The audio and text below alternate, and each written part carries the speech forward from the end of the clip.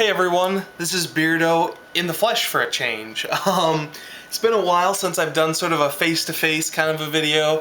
I like to do kind of just show my hands just because it's a little pressure off me and you get a good look at the comics, and that's what it's all about. But I just kind of wanted to do FaceTime today. I'm not entirely sure why. I think part of it is because we have such a great positive community here on YouTube, and excuse me, and the last couple weeks, but mostly this last week, and myself included, I feel like everyone's just having a rough time, and so I just kind of wanted to bring a little extra life to this video, just to kind of lighten the mood, if you will. After my last video, you know that my Wednesday comic book run was not as successful as it could have been, both just in the physical rundown there, as well as the actual books that I got. So I decided this weekend to do a little bit of comic book hunting and splurge, even though I probably shouldn't have, but I couldn't resist. I've been in the mood for some good sort of Jack Kirby type stuff, and OMAX canceled. Right? I've been in the mood for some John Byrne type stuff, and unfortunately John Byrne is not doing his best work, we'll say, with Trio, so unfortunately I'm not really getting my fix there. So I just needed to get out, and I actually went to a couple of different places. I went to a Half Price Books that I don't normally go to, and I also went to a comic book shop that is sort of on the other side of the city from where I usually go, so that was a little something different, and I found some good stuff. It's a lot bigger place. Like, the place I go to is pretty small, doesn't have a lot of back issues, it's just sort of again, small. So, it's just kind of a place I like to support. This other place is like a barn, and it's got like everything. They've got back issues galore, and since I really wanted to go find some good back issues, that's why I ended up there this weekend, and I got some great stuff indeed. I got a big old stack of comics. Some of these are cheap, some of them not so cheap. A couple of them I feel like I probably overpaid a little bit on, I'll admit, but I couldn't resist. And plus I got an eBay haul that's coming up. I just won the bid this morning, and I won, I'm not going to tell you what the series was, that'll be the surprise, but I won a 30 comic book haul for $10.50, and it's a complete run of something. So that was just amazing, and so I figured, if I spend maybe $1 too much on something else, yeah, what do you do? Anyway, so here are the books I got, and I am very excited to show you what I got, because as always, there's all kinds of fun stuff. So this first one is something that really brings me back to my childhood. I am younger than some of you guys out there, so for me, when the original Jurassic Park film came out, I was probably 8, and I got this book, but it has been a long time since I've had this book, and I just was so excited when I saw it, and it was only $1. And this has got, and of course I didn't realize it at the time, but this book is written by Walt Simonson and has art by Gil Kane and George Perez. And what's better than that? That's awesome. So I flipped through this, and it was a lot of fun. It still has the bag in the back, and it also has, this is published by Topps Comics, and it's got some sort of Jurassic Park cards that come with it. So, whatever. Anyway, it was just a blast from the past for me. I begged and begged when I was 8 years old to go see this movie.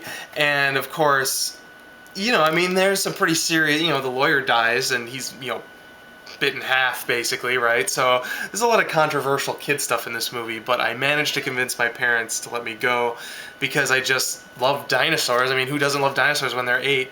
And I went to a little small town theater, and all of the kids would sit in the very front row, and all of the adults would sit in the way back of the theater. And it was sort of like this, basically it was like daycare. I mean, like I said, very, very small town. We're talking 800 people in this town, but they just sort of happened to have this one little cheap movie theater. And all of the kids, you could see, you know, all their little, this is what my parents told me afterwards, you could see all the little kids' heads up in the front row during the movie, and they'd slowly go down and down and down until all you just saw were seats, and there were no heads, and it got to the Velociraptor part, and again, no heads, just all seats, and the Velociraptors are attacking, and the only head you could see was apparently the back of my head, and I was just like at the edge of my seat thinking, oh, I love dinosaurs, you know. That's pretty much what I remember from going to see that the first time. Anyway, that was the tangent, but anyway, I got Jurassic Park, number 1 of 4, from Topps Comics, written by Walt Simonson, art by Gil Kane and George Perez. So, fun stuff, can't go wrong. One last thing on this is this book, when this came out, like, I was spoiled to have gotten this book. This book, in 1993, I think it was 93, was $2.95. That's like going to a comic book shop and getting a regular comic out that week, only having it cost $5. Like, this makes Marvel seem really, really cheap. So, anyway. Next up, continuing with kind of the movie trend, I got some Star Wars books. I always love Star Wars books, just for the covers, if nothing else, especially the older ones, I should say, not so much the newer ones. This is the adaptation of Shadows of the Empire, which is a novel that takes place between Empire Strikes Back and Return of the Jedi, and it's a lot of fun. I love the novel. It actually is a novel that had a video game, a comic book series, and a movie soundtrack, like a fake soundtrack, which is actually really great if you like sort of orchestral music. It's a lot of fun. It doesn't use like the typical John Williams score, like it has it at the beginning, but it's sort of a musical interpretation of the book. So that was pretty cool. Anyway, so I got some of the Shadows of the Empire comics. I got issue number 1. Great cover by Hugh Fleming, I think. Some of these covers are done by Drew Struzan. The Shadows of the Empire ones were Hugh Fleming. Here's issue number 3. Yep, 3. Here's issue number 6, and that's the last issue of that particular series. There was a sequel that had 6 issues as well. Anyway, next up, this is just sort of a couple of books that I'm filling in some gaps here. I'm working slowly but surely, now that I've completed my Batman No Man's Land collection, I'm working on completing my Cataclysm collection. I've got part 12, and I think that's it. So I happened to run across this at Half Price Books for $1. It is Shadow of the Bat, issue number 73, and it's part 1 of Cataclysm. So this one I can actually read right away. Kind of exciting. Also filling in some issues, so I've been working on collecting some spawns, and I got a whole run. I was missing like issue 3, 4, and 5 or something like that, and I found those, and so I was able to go through and read basically like the first 30 some odd issues, and then I was missing 38, and then I have another chunk. And so I picked myself up 38. This was one of the books I kind of paid too much for, I think. It was $3.25, which, I mean, you know, that's not bad. It's just, I mean, I could probably, if I had waited, I could have found this for $1, but there's 10 issues after this that I can read, so I just wanted to have it. Alright, next up. As I said, I've been in the mood for some Kirby and some John Byrne. So, in the interest of that, I picked up some John Byrne stuff.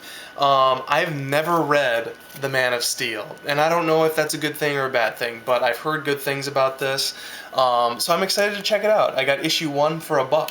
Can't go wrong. And then I also picked up issue 2. Price on this is $3 something, but I got this for $1 too. Alright, and then one last thing I got from John Byrne is his first series, I think, ever, and Howler Mouse has shown these, and I've always wanted to check it out, but I've never had the opportunity, but I happened to find this one for, I think it was like $3, Doomsday number 5, and I think this may be the only, like the last. I think there were 5 issues, and then the 6th issue was like a reprint of issue 1 or something like that, but anyway, Doomsday +1, cool stuff. Alright, in the interest of carrying on Jack Kirby's legacy, this is another one that I actually hadn't heard of, until Howler Mouse brought it up. Again with the Howler Mouse. And it's one that I instantly was drooling over. I didn't get issue 1, didn't get issue 2, but I did find issue 9. So we have issue 9 of Godland, and this is one that, again, I'm really excited to check this out. So we got number 9, number 10, number 11, and my favorite cover, number 12. That's a good look at that one. Number 13, and finally number 14. And finally, I just got a couple more books to show you guys. It's not a complete Minutia Minute haul unless I've got some Batman books. And it's been a while since I've really picked up some Batman books. I guess I shouldn't say that. I'm always picking up Batman books, but like really trying to continue my collection of the main Batman title in earnest. And I decided to pick up a few today. And they are some giant-sized Batman, so that was kind of exciting. A lot of this stuff is going to be reprints from older issues or issues from Detective Comics, but they're always sort of favorites, so it'll be fun. I'm really excited to read them. First of all, I got Batman number 208, and these are actually in pretty good condition. They're not in any means mint. This one's probably in good condition. This is the worst one of the bunch. The spine is intact, but it's kind of a little tattery, but not too bad. I also got number 218, and this one is in slightly better shape, and the spine is slightly more intact. And then the one that is in the best shape, I would say, probably in fine condition, is number 223, also a giant size. So, yeah, can't go wrong, right? So anyway, those are the books I picked up. And it was really nice. You know, I'm really excited to just sit down and just devour these because it's been a little while since I've had some books that I've been super excited about. I got a load of question books a while back, and I've been burning through those, and those have been fun, but I kind of wanted to take a little break just so I didn't read them all in one sitting, you know what I mean? They're very much, you know, they all kind of operate on the same notes, so if you read too many in a row, you know, it gets kind of stale. And I've just been in the mood for something, you know, less dark and a lot more fun. And so this is going to help with that a lot. So anyway, I'm really excited. If there's anything in particular out of these that I need to talk about, of course I'll talk about that in a separate video. But in the meantime, I'm just excited to read. So hope you liked what I got, and I hope everybody has a better week this week. I want to wish everyone in our YouTube community the best. Ghost Critic, Sleepy Reader, Howler Mouse, everybody, you know who you are. Obviously, Coast and Bromstar, I know that you have some specific issues going on, and extra special, you know, best wishes to you, man, because I love your videos, and you're just a great, you know, I don't know you like, you know, some people talk about you because they, you know, they know you really well. I don't know you nearly as well, but you're such a great personality just, you know, on YouTube, and being able to watch your videos is always really a treat. So thanks a lot for doing that, and I hope you get well soon too. Anyway, that's about all I got, so everybody have a great evening, and I'll be back probably on Wednesday with another Wednesday haul, and I'm sure that it's going to be infinitely better than last week, so very excited for that. Anyway, I'll talk to y'all soon. Bye.